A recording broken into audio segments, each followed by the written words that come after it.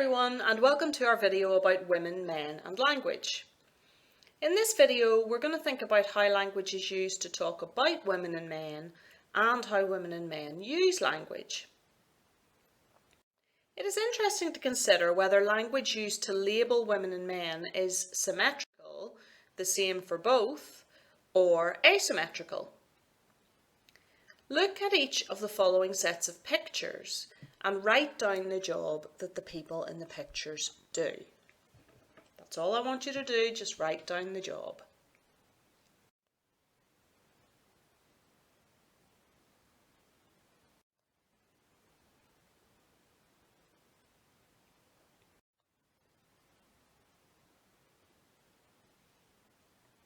For the first set of pictures, I would guess that some of you wrote actress and maybe some wrote actor. For the second set of pictures, I would guess that some wrote waitress and some wrote waiting staff.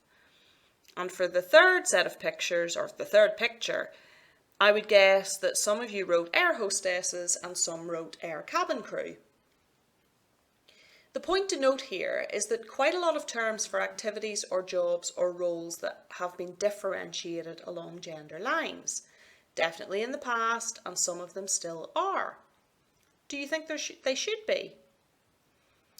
There are a number of different opinions about this, about whether they should be differentiated, whether we should be able to see the gender of the person in the word. Let's work our way through the arguments with the help of the key words and points I have on the screen here. All the feminine versions of these sorts of words use an ESS suffix.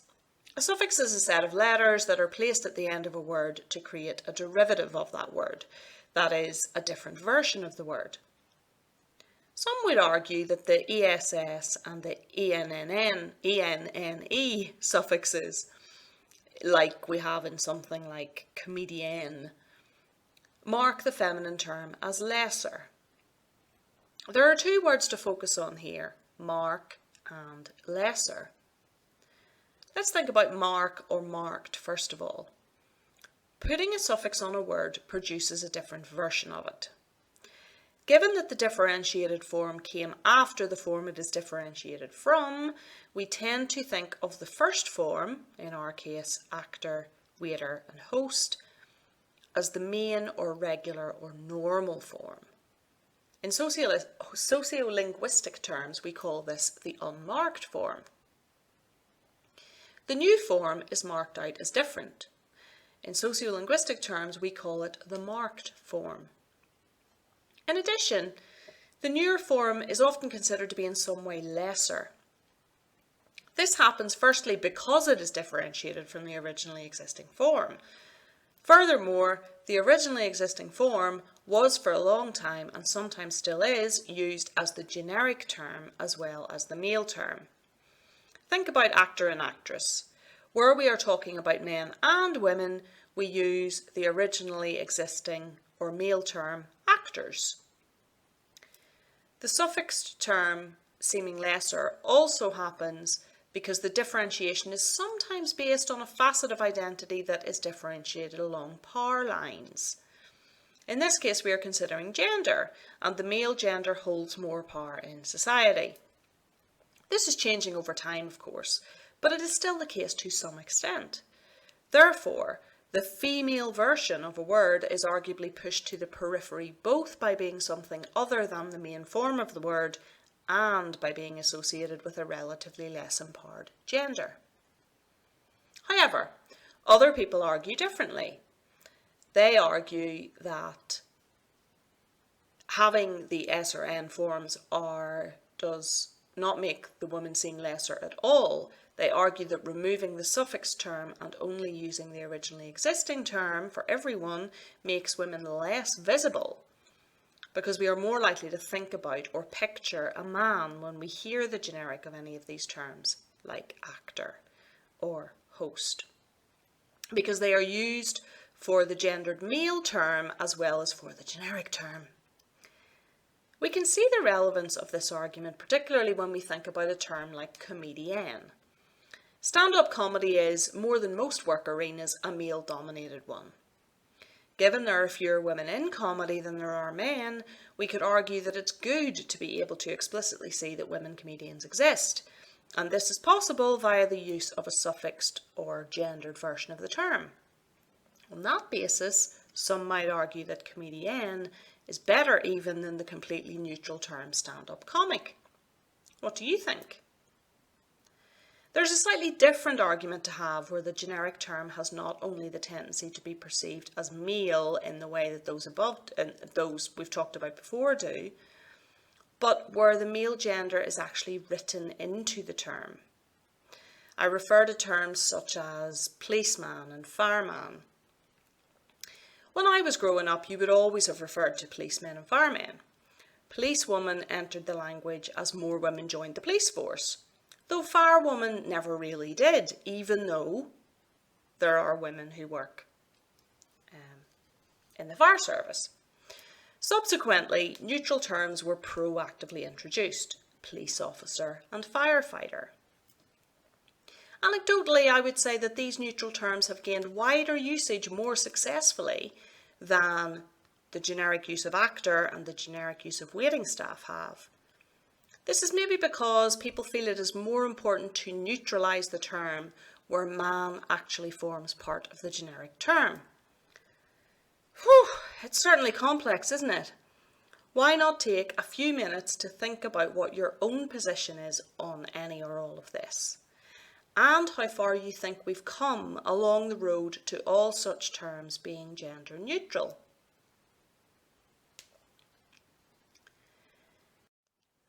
If we go back to the point about Althusser and the point about addressing children and young people in certain ways that might be gendered, these uses of language are pertinent. If a child grows up in a society or at a time when they are hearing about, for example, police officers and firefighters, it is surely more likely that both young girls and young boys will be able to picture themselves in the role if they wish to. Conversely, for a young girl growing up in the 1970s or the 1980s in the UK, it would have been far less possible for her to respond to the question of, do you want to be a policeman or a fireman when you grow up? You see where I'm coming from. A young girl growing up today still faces the challenge, albeit to a lesser degree than before, of presumptions of which genders do or should fulfil which job roles. At this point, we get into the importance of the role of advertising and of media in general. What are the preponderance of images of people in each role?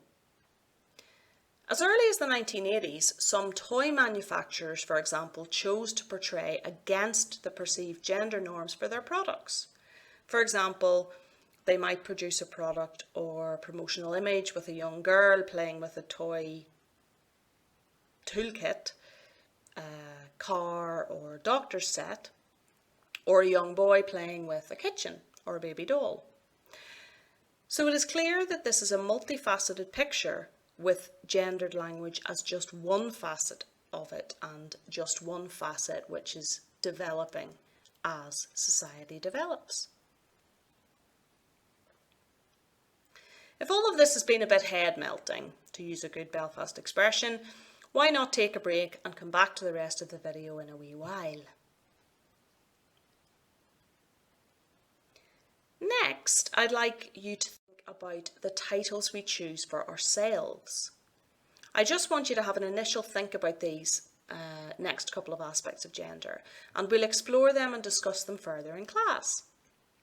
First of all, here's a question for those of you who identify as women. Pause the video here and think about your answer to it.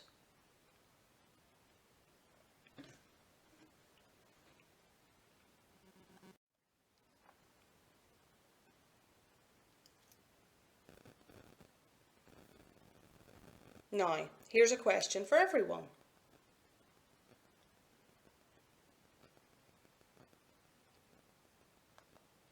Once you've considered your own thoughts on the use of Ms, why not explore some of the debate around the issue, in the UK and Ireland and in other countries if you like, and decide whether it reinforces your thinking or makes you rethink. The next thing I want you to think about is pronouns. A pronoun is a word that stands for a noun. For example, I could stand for Anthea, me could stand for Anthea, we, us, you, he, him, she, her, and it are all pronouns as well, which all can stand for a named person, for example. So if I have a friend called Emma, I can refer to Emma as she or her, and so on.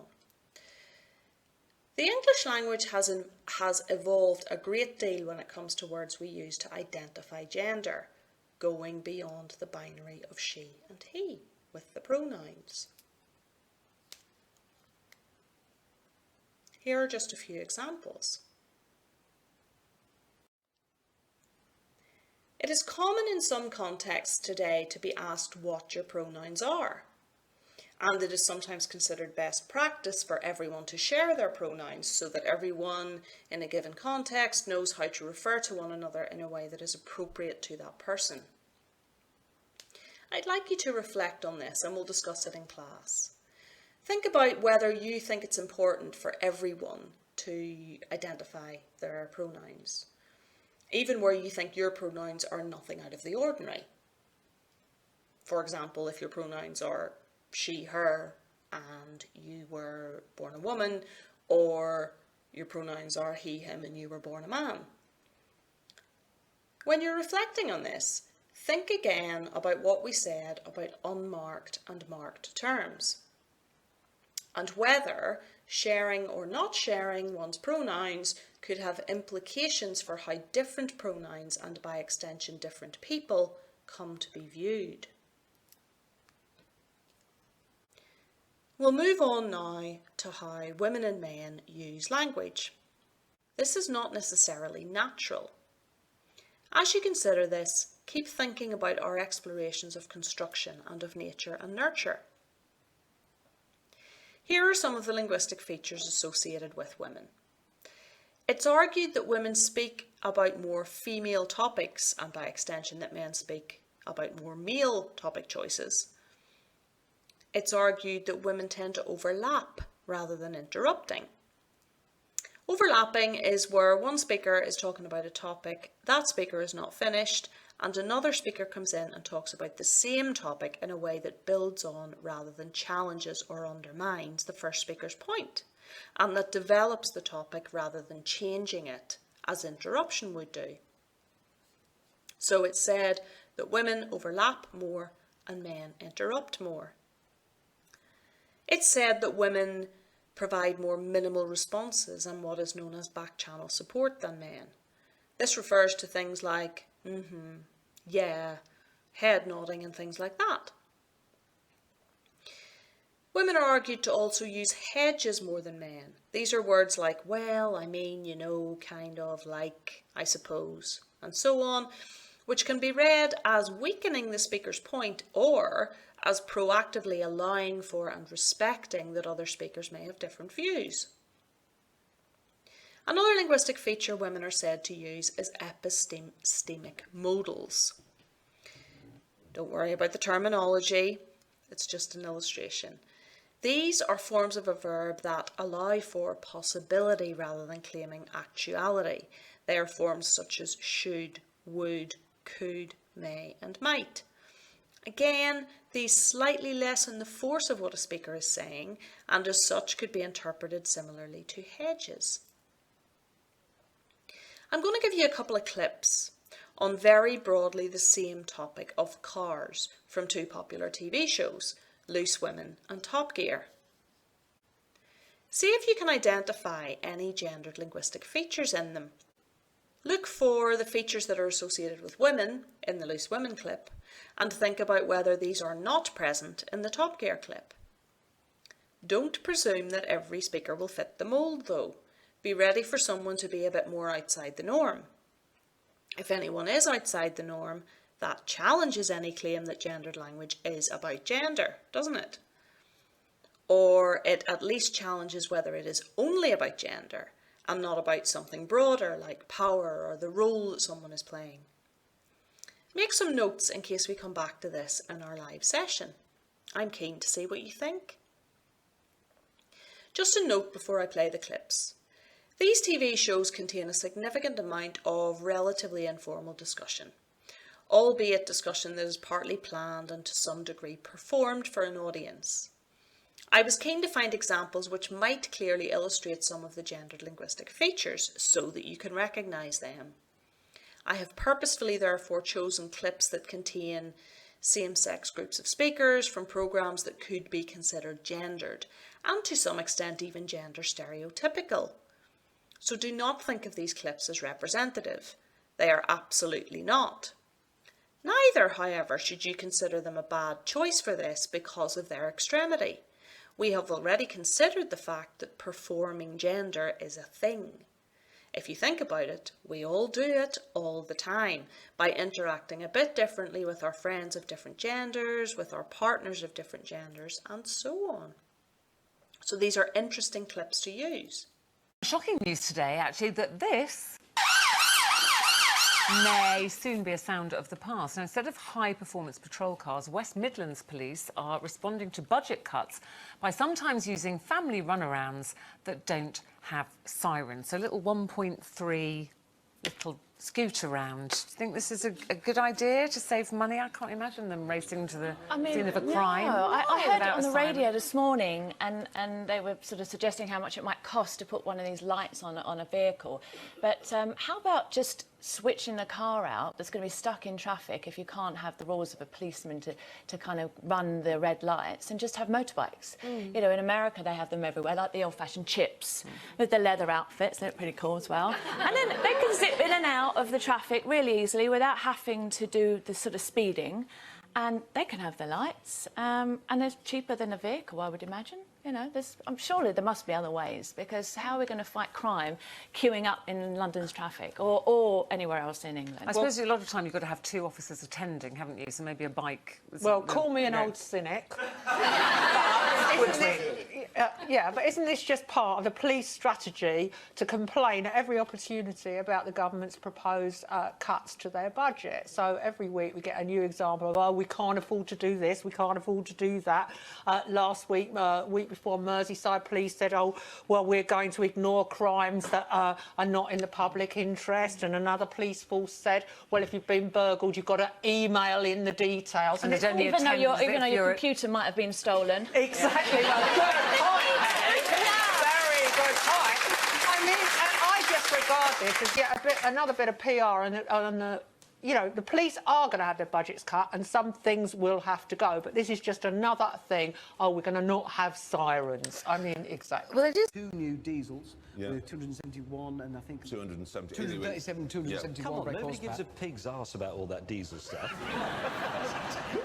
it's a new XJ. The important question is it a proper Jag? Now, what you mean is this car slightly caddish? That's what you actually mean? Yes. Is the person who drives it a bit, oh, what's the word? I'm not quite sure how to sum it up, but the sort of person who would go away for a weekend with his wife to a hotel, some romantic place, and spend the entire night flirting outrageously with a waitress, and it's okay because he's got a Jag. That's a Jag drive. You can get away with anything. I'm terribly sorry, I ran over your dog.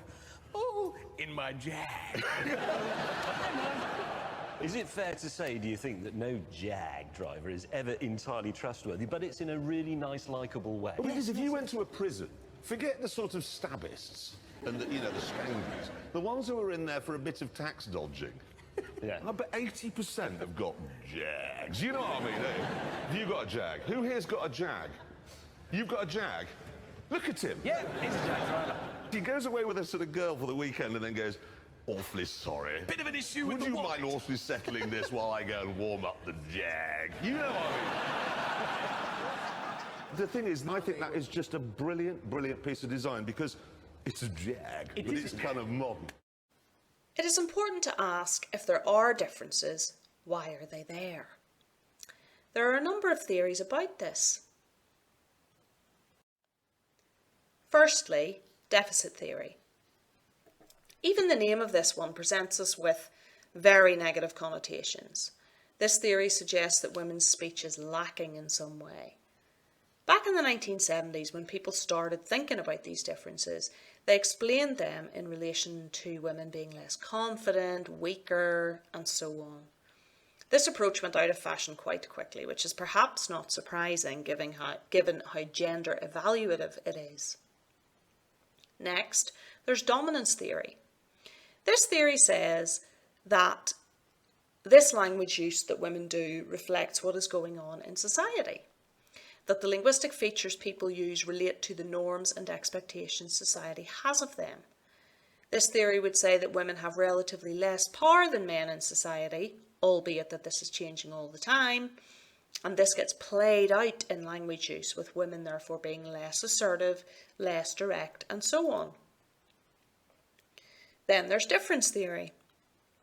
This theory says that women's speech is different to men's, but also equal to men's, due to different subcultures, and should be evaluated as equal. This theory would say that women tend to be more collaborative and support what one another is saying, which differently and more positively interprets some of the linguistic features we've thought about. Some people favour this approach because it celebrates the uniqueness of women's language. Others dislike it because they think it ignores issues of power that the other models have thought about. Then there's the social constructionist approach. Do you recognise the word construction from other things we've talked about on the module? This theory would say that women and men are proactively constructing themselves as feminine and masculine in their talk. This can relate to our earlier discussion about being interpellated to behave in a certain way, but it can also be related to performing gender with one's own agency. Maybe it's a bit of both. Well, that's us at the end of this video and at the end of this week's key content. You might be thinking, whew, we've covered a lot. And we have. There is a lot to say about language, media and gender. I don't expect you to digest and know all of this stuff though. I've divided the concepts into key concepts and additional concepts for you. As long as you can broadly understand and use the key concepts, you will be able to pass the module, both in terms of the relevant test and in terms of the final assignment. If you can understand and apply some of these additional concepts, you'll be able to get up into the higher mark bands. It's never necessary to know 100% of the stuff on theory-heavy modules like this one. I do hope you enjoy exploring it though. Challenging yourself is a good thing, and don't worry if you have more questions than answers. That's a good thing. So do I, and so do lots of famous theorists. See you in the live session.